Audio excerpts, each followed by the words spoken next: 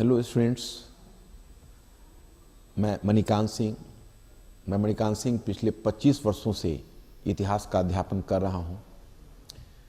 आज मुझे कुछ बातें आपसे शेयर करनी हैं। जब बच्चे सिविल सेवा की तैयारी के लिए आते हैं, उनके सामने सबसे कंफ्यूजिंग और सबसे बड़ा क्वेश्चन होता है कि हम किस ऑप्शनल और किस वैकल्पिक विषय को चुनें। देखिए, आपके सामने बहुत सारे वैकल्पिक विषय के अब वैकल्पिक विषय हैं तो विकल्प तो मौजूद होंगे ही, आपके पास बहुत सारे विकल्प मौजूद हैं। लेकिन मैं इस पर चर्चा करना चाहता हूं कि इतिहास आपके लिए कैसे उपयोगी है। नॉर्मली इस सब्जेक्ट के बारे में बच्चों में बहुत सारा भ्रम होता है और मैं इसीलिए आपको बताना चाहता कि देखिए, इसमें भ्रम की कोई गुंजाइश नहीं। ये थिंग्स आर क्रिस्टल क्लियर, चीज़ें बिल्कुल स्पष्ट हैं। पहली चीज़ कि इतिहास में आपका पहला एडवांटेज है कि एवरग्रीन सब्जेक्ट है। आपने एक चीज़ महसूस किया होगा कि जब आपने फ्रीडम फाइटर्स के बारे में सुना होगा, सत्येंद्रनाथ टैगोर, सुभाष चंद्र बोस के टाइम से लेकर अब तक इतिहास यूपीएससी में बड़ा ही प्रशंसित और लोकप्रिय विषय रहा है। तो कुछ तो वजह होगी इसकी। आप कभी टीवी सीरियल और मूवी में भी देखेंगे तो वहाँ अगर कोई सिविल सेवा की तैयारी कर रहा होगा तो वहाँ उसको रिकमेंड करने में या उसका एक सब्जेक्ट में हिस्ट्री की चर्चा होती है। तो it is not merely A coincidence, इसकी कुछ न कुछ वजह है। ये हिस्ट्री एक एवरग्रीन सब्जेक्ट है, इसमें किसी बैकग्राउंड नॉलेज की जरूरत नहीं है। तो आप कहेंगे भाई बैकग्राउंड नॉलेज से हमारा क्या मतलब है। कई ऐसे सब्जेक्ट हैं जिसमें आपको बैकग्राउंड नॉलेज चाहिए होगा, नहीं तो आप उसमें अच्छा नहीं कर पाओगे। उसमें अगर बैकग्राउंड नॉलेज नहीं होता है तो आप उस सब्जेक्ट के साथ जस्टिस नहीं कर पाओगे। हिस्ट्री में ये बात आपको नहीं मिलेगी और इसीलिए देखते हो कि बहुत सारे बच्चे हिस्ट्री विषय को लेते हैं। दूसरी बात यह है कि चाहे आप साइंस बैकग्राउंड से हो, कॉमर्स बैकग्राउंड से हो, आप टेक्निकल बैकग्राउंड से हो, हिस्ट्री आपके लिए इक्वली इंपॉर्टेंट और इक्वली इंटरेस्टिंग है। हमें याद है कि हमने हजारों बच्चों को पढ़ाया। अब तो मैं पिछले 25 वर्षों से पढ़ा रहा हूँ तो मैं आपको क्या बताऊँ, मुझे खुद भी वो संख्या याद नहीं है। और सैकड़ों बच्चे क्वालिफाई किए होंगे, जिसमें हमारे जो बच्चे रहे हैं उसमें आपको जानकर आश्चर्य होगा कि ह्यूमैनिटीज़ बैकग्राउंड से हिस्ट्री विषय को लेकर क्वालिफाई करने वाले बच्चों से तनिक भी वो बच्चे कम नहीं है जो इंजीनियर्स हैं, ऑटोमोबाइल इंजीनियर्स हैं, कंप्यूटर इंजीनियर्स हैं, इलेक्ट्रिकल इंजीनियर्स हैं। और उन लोगों ने बहुत अच्छा किया, डॉक्टर्स हैं, उन्होंने अच्छा किया और क्वालिफाई करके चले गए हिस्ट्री विषय से। तो भाई इसकी वजह ये है कि इसमें कोई बैकग्राउंड नॉलेज की जरूरत नहीं होती। तीसरी बात रह गई स्कोरिंग की। तो स्कोरिंग तो अपने आप में एक स्वतंत्र शब्द नहीं है। स्कोरिंग में तो जिस विषय में आप परफॉर्म बढ़िया करेंगे स्कोरिंग होगी। हिस्ट्री बहुत ही स्कोरिंग सब्जेक्ट है, प्रोवाइडेड। अब देखो, हिस्ट्री के साथ एक प्रॉब्लम क्या है कि लोग इस विषय को थोड़ा बहुत लाइटली ले लेते हैं। कोई नहीं, स्टोरी है। आप स्टोरी अगर सुनाओगे तो परीक्षक भी स्टोरी का जवाब स्टोरी से ही देंगे, उसमें कुछ एक मार्क्स वो डाल के छोड़ देंगे। अगर कोई हिस्ट्री का बच्चा कोई अगर गंभीर विषय को गंभीर रूप से लेता है और प्रिपरेशन करता है तो वो बहुत अच्छा हिस्ट्री विषय में कर सकता है। इसका मैं एक छोटा सा एग्जाम्पल आपको बताता हूँ कि अभी सिविल सेवा परीक्षा, मुख्य परीक्षा का रिजल्ट प्रकाशित हुआ है और आप अगर बाजार में एक बार घूमोगे तो आप पाओगे उसमें बहुत सारे बच्चे हिस्ट्री बैकग्राउंड से। तो अगर ये विषय में मार्क्स नहीं आते तो ये संभव कैसे। हिस्ट्री में बहुत अच्छे मार्क्स आते हैं और उसका कुछ पढ़ने का एक सर्टेन तरीका होता है कि वो तरीका आपको जानना और समझने की जरूरत है। तीसरी बात, अब यहाँ हम एक ये कहना चाहेंगे कि इस विषय की एक और खासियत है जिससे आपको वाकिफ होना चाहिए कि इस विषय बड़ा ही सरल विषय है। कोई भी बच्चा चाहे किसी पृष्ठभूमि से इस विषय को पढ़ ले। इसमें नॉर्मली पहले लोगों में मिसकॉन्सेप्शन, कई लोगों में इस तरह का होता है कि भाई ये बंडल ऑफ फैक्ट्स है, इन्फॉर्मेशंस है, लेकिन ऐसा बिल्कुल ही नहीं है। ये विषय बिल्कुल ही एक कॉन्सेप्चुअल, एक हार्डकोर सोशल साइंस है और बड़ा ही एनालिटिकल नेचर में। मैं आपको कुछ उदाहरण से बताऊंगा कि इस विषय में आपको उससे भी कम फैक्ट्स की जरूरत होगी जितना अन्य विषयों में होती है। फैक्ट जिसको आप कहते हैं उदाहरण होता है, उसका कोई स्वतंत्र अस्तित्व नहीं होता है। अब ये हम में या लोगों में इस तरह की खामी मानी जानी चाहिए कि उन्होंने फैक्ट्स को इतिहास समझ लिया है, अन्यथा वो इतिहास है नहीं।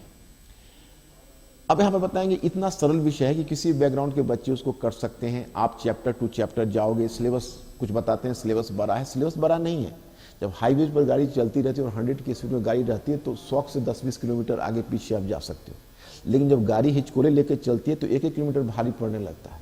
तो अब हिस्ट्री में आपके साथ एक सुविधा यह है कि बुक्स अवेलेबल है, सिलेबस डिफाइंड है। एक बार आप शुरू किया तो चेंजेज पकड़ते हुए निकल गए। दूसरे विषय में आपके साथ समस्या होगी, गाड़ी हिचकोले लेके निकलेगी तो आपको दिखने पर तो वो सिलेबस छोटा लगता है, लेकिन जब उसको आप खोलना शुरू करोगे तो भानुमित मतलब की पिटारा की तरह उससे टॉपिक से टॉपिक निकलते चले जाते हैं। हिस्ट्री का सिलेबस जिसने भी बनाया बड़ा सहेज के बनाया है, काफ़ी समय दे के बनाया है, उसको एक एक टॉपिक को डिफाइन कर दिया है। शायद अब बच्चे को उसको देख कर ऐसा लगता है सिलेबस बड़ा है, ऐसी बात नहीं। तो ये है। अब सबसे बड़ी बात मैं बताना चाहूंगा कि हिस्ट्री का फायदा आपको बहुत ज्यादा है, जीएस में बहुत ज्यादा फायदा है उसका। जीएस में इसका कंट्रीब्यूशन आप मान सकते हो कि आप अगर ऑप्शनल पेपर में रखो तो 110 मार्क्स तक के क्वेश्चंस हिस्ट्री से आते हैं, और प्रीलिम्स में रखो तो आप 32 से 34 मार्क्स के क्वेश्चन प्रीलिम्स में आते हैं। तो अगर आप हिस्ट्री का जीएस में डायरेक्ट कंट्रीब्यूशन जानना चाहें तो 132-34 मार्क्स का होगा, या अगर 10 मार्क्स और जोड़ ले तो थोड़ा और भी ज़्यादा होगा। लेकिन मैं मानता हूं कि मैं डायरेक्ट कंट्रीब्यूशन से उसका इनडायरेक्ट कंट्रीब्यूशन बहुत मानता हूं, बहुत बड़ा कंट्रीब्यूशन इनडायरेक्ट है। मतलब history is the mother of all social sciences और ऑल ह्यूमैनिटी सब्जेक्ट, ये सारे सब्जेक्ट का मदर है।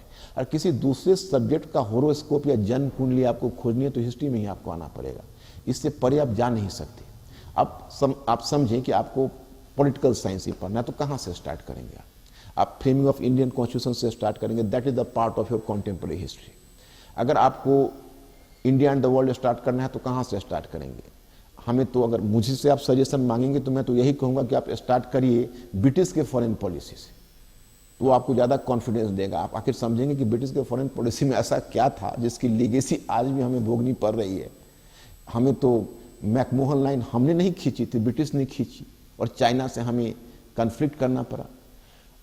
डूरन लाइन संयोग से हमारे जुरिस्डिक्शन से बाहर चला गया और पाकिस्तान का हेडेक बन गया, परंतु वह भी इक्वली हेडेक है। तो ब्रिटिश ने अपने फॉरेन पॉलिसी को किस प्रकार से गाइड किया, किस प्रकार से बफर स्टेट का कॉन्सेप्ट लाया, और जब नेहरू आए तो उन्होंने क्या परिवर्तन लाया। Nehru was called democratic Curzon. 2003 में आपका यूपीएससी का क्वेश्चन पूछा है, 3 या 2 ईयर के बारे में थोड़ा कंफर्म नहीं हूं, लेकिन आपको 2002 या 3 में क्वेश्चन पूछा है कि नेहरू को डेमोक्रेटिक कर्जन क्यों कहा जाता है। तो इसका मतलब है कि आप मीन करते हो कि नेहरू जहां से स्टार्ट किया है तो लीगेसी तो कहीं ना कहीं कर्जन से ही आई, तो बेटर है कि वहीं से आपको स्टार्ट करना चाहिए। और उसके बाद आप बढ़ते जाते हो तो लाल बहादुर शास्त्री एरा है, मिसेज गांधी एरा है, तो फॉरेन पॉलिसी का पूरा नींव तो वहीं आपकी मजबूत होती है। फिर आती है बात इकोनॉमी पर। आज आप बोलते हो, हमारे फाइनेंस मिनिस्टर जी बोलते हैं, नॉर्मली कहा जाता है कि नेहरूवियन एरा को एक विफल एरा के रूप में नेहरूवियन आर्थिक मॉडल को लिया जाता है। लेकिन आपको हिस्ट्री में समझने का मौका मिलेगा कि कौन सी परिस्थितियां थी जब नेहरू ने वो आर्थिक मॉडल को अडॉप्ट किया था। वो परिस्थितियां, क्या नेहरू उस आर्थिक मॉडल को ना अडॉप्ट करते तो भारत के पास विकल्प क्या था। तो ऐसी स्थिति में आपको इकोनॉमी के बैकग्राउंड को समझने में वो सबसे बेहतर है। अब अगर आपको इंटरनेशनल इकोनॉमी को समझनी है तो इंटरनेशनल इकोनॉमी में मर्केंटिलिज्म हम लोग पढ़ाते हैं, तो वर्ल्ड इकोनॉमी का सबसे बेसिक आधार तैयार होता है। फिर आप जो लेसेज फेयर पर आते हो, जो एडम स्मिथ का कॉन्सेप्ट है, वो फादर ऑफ क्लासिकल इकोनॉमिक्स कहलाता है। फिर एडम स्मिथ से आप आगे बढ़ते जाते हो, just coming to the world economic depression, तो वहाँ पर एडम स्मिथ का कहीं ना कहीं अर्थशास्त्र क्षतिग्रस्त होता है। तो फिर कैसे केंसियन अर्थशास्त्र उभरता है, वहाँ से उभरते हुए आप आयल क्राइसिस से होते हो प्रेजेंट जो आप फ्रेडरिक हायक और मिल्टन फ्रीडमैन की थ्योरी से जो न्यू लिबरल पॉलिसी आप पढ़ते हो, वो भी तो वहीं से आता है। नॉर्मली हम पूछते हैं, लोग बोलते हैं न्यू लिबरल, तो बच्चे न्यू लिबरल बोलते हैं, उनको पता नहीं होता कि लिबरल कहाँ से आया, फिर तो न्यू लिबरल। और कोई बोलता है कि भाई मेरा छोटा चाचा, इसका मतलब उसका कोई ना कोई बड़ा चाचा रहा हो। वो बड़ा चाचा कौन है, वो लिबरलिज्म कहाँ से आया, that will inform bye history. तो मैं आपको ये कहना चाहता, उसी तरह इंटरनेशनल रिलेशन में तो मैं इतना तक कहना चाहूँगा कि वर्ल्ड हिस्ट्री के ज्ञान के बिना इंटरनेशनल रिलेशन का ज्ञान संभव नहीं है। 2 वर्ष पहले हेनरी किसिंगर जो अमेरिकन डिप्लोमेट हैं, उन्होंने एक बुक लिखी वर्ल्ड ऑर्डर, और जानते हैं आप उस वर्ल्ड ऑर्डर में 90% पार्ट वर्ल्ड हिस्ट्री से भरा हुआ है, 10% केवल इंटरनेशनल रिलेशन है। क्योंकि आपको प्रेजेंट सिनेरियो समझने के लिए आपको तो अतीत में जाना ही पड़ेगा। अगर आपको मुंडो डॉक्ट्रिन पता नहीं है तो आप अमेरिका और लैटिन अमेरिका के रिलेशन को नहीं समझ सकते। यहाँ पर हिस्ट्री का इनडायरेक्ट उपयोग बहुत ज़्यादा है, और कैसी हिस्ट्री पढ़ा जाए ये वास्तव में ये जानने की जरूरत है। तो वो अभी हमारे विचार का यहाँ विषय नहीं है, लेकिन हम दूसरे स्पीच में आपको हिस्ट्री पढ़ने और हिस्ट्री की तैयारी करने के समय जरूर बताएंगे। धन्यवाद।